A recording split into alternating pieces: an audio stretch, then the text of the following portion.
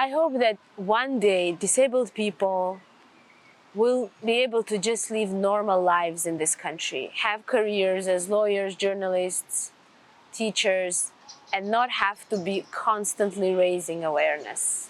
I am Esma Goombissi, living in Tbilisi, Georgia, 30 years old, if it matters for anyone. I have been blind from birth. I graduated from specialized school for the blind, the only one in Georgia. And then I went on to study in the law school in Tbilisi State University.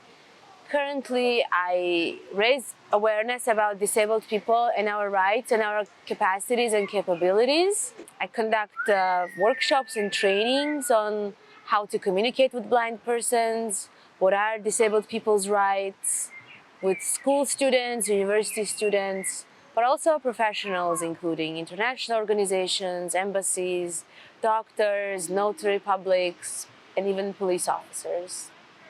When I studied in my school, I just wanted to have a career, becoming a lawyer, maybe joining politics at some point. And I didn't think that disability activism would play such a big role in my life. But once I entered university, I realized that people just didn't believe that I could be together with them. And I started talking about how do I do things, what are the barriers, how do I move around, how do I read and do my homework assignments, pass my exams. And this is how I started. But then I was not such independent because I never was taught how to use the white cane in my high school. And my parents, I'm the only child in the family, so they didn't want me to be moving around alone. And it was just a couple years ago that I started moving around independently, and I discovered so many more barriers, that we don't have so many audible traffic lights, so I have to ask someone to help me cross the street very often. The bus stops are not being announced so well on the buses, and I have to call all the time the transportation company and tell them that it's not working and they have to fix it.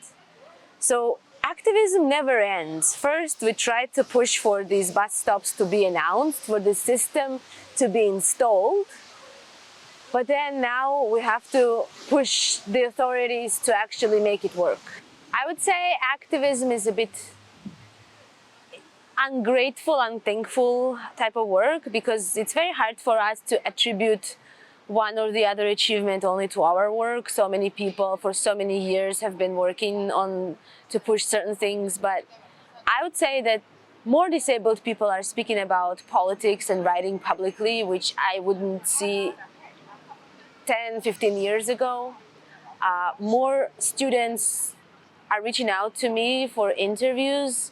More people want to write on disability issues, even those who don't have family members with disabilities, so that's kind of impressive. And I was not working only with disabled youth, but also with all kinds of youth, because I was Georgia's youth representative to the UN and also Young European Ambassador, and I was going around Georgian regions and talking to school students, university students about the value that European Union brings to Georgia and all kind of exchange programs. And then they would reach out to me and ask about these programs. I'm very, very happy, I have to say, when I see that someone whom I sent the link of an application actually has applied and have found a job or went on an exchange program. Also, a lot of disabled people ask me about how to receive tax returns, how to sign documents independently, what to tell the notaries, and how to sign out of the